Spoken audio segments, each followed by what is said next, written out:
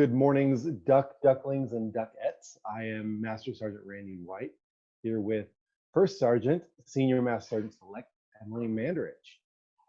Ma'am, could you introduce yourself for our audience? Absolutely. Thanks, Randy, for for doing this and getting me totally out of my comfort zone. Um, Ducks, anyone else listening, I am Master Sergeant Emily Mandarich. As Sergeant White said, I am 34 years old. I've been in the Air Force going on almost 18 years. I've been a first sergeant for almost 4, and I've got about 2 years left as a first sergeant. Currently in the 34th, I've been here about 18 months, I think, and I'm about ready to move on to I'd say greener pastures, but I'm not sure. But reluctantly, I'll be leaving the squadron soon. I'm a 1 in 4 Alpha by trade. I've been in the intel business basically my entire career, even as a first sergeant. Although I stepped out for a year and was a security forces first sergeant at Kunsan. I'm married. My husband's active duty Navy. He works in that building like everybody else does. We've got 4 kids between the two of us. We call ourselves like an alternate Brady Bunch. We got his, hers, and ours. I've got a 16-year-old stepson, a 13, almost 14-year-old stepdaughter. I've got a 13-year-old daughter myself, and then together we've got either the greatest or the worst contribution to the world in our son Owen, who will be 8 next month. So that's pretty much me. I'm from Michigan. I like outdoorsy stuff, and I'm not an expert at anything, but jack of all trades, I guess. One note about Owen is that he is a phenomenal interviewee.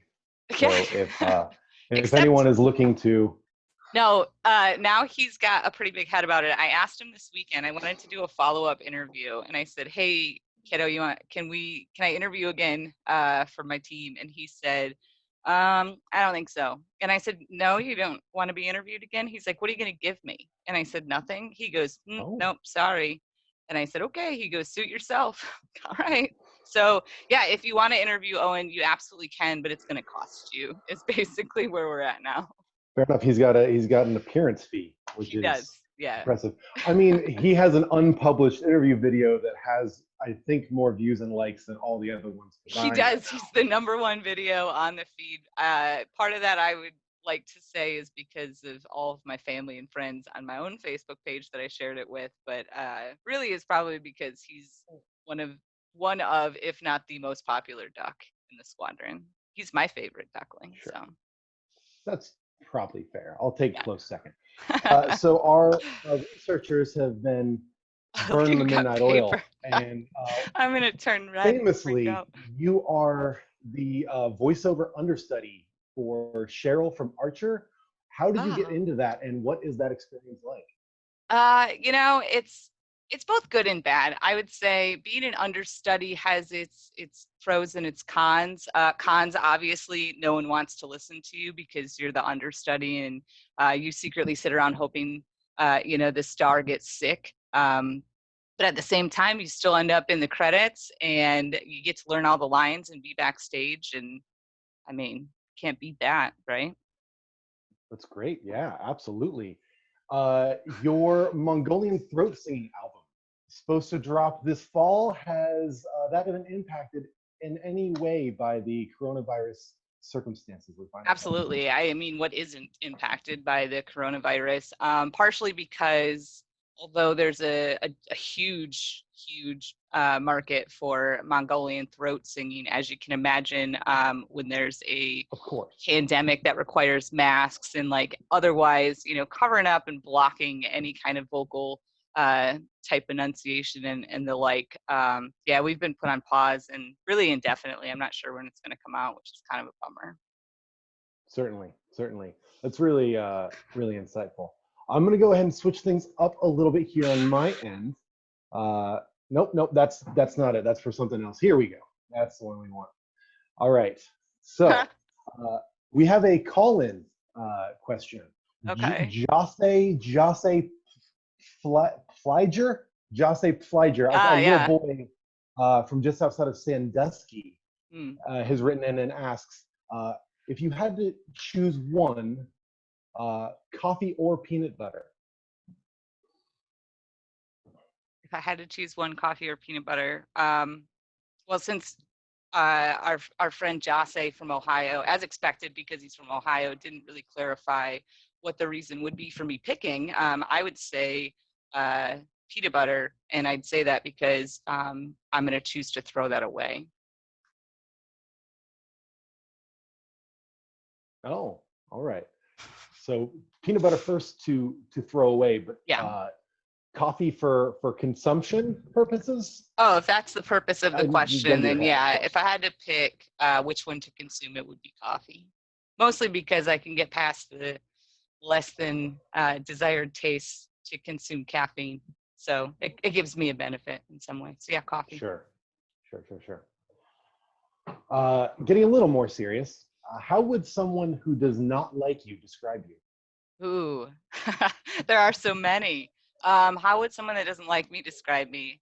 I think there's probably a few different descriptions depending on how that person knows me.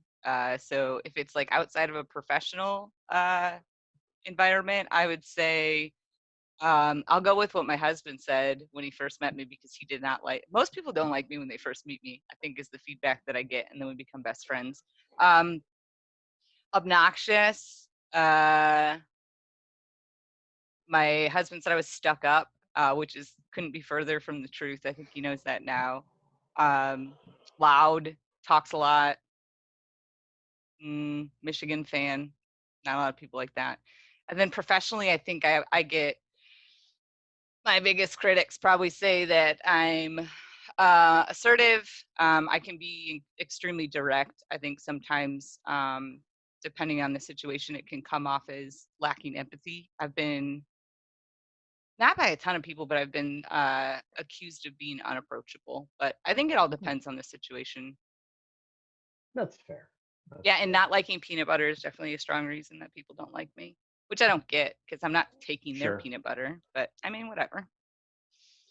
I mean, I don't like potatoes, so I'm with you on that. I have Owen to doesn't explain it a either. lot. Yeah. Yeah, that's probably why you guys are the top two videos. Something. Yes. You know what? I'll take it.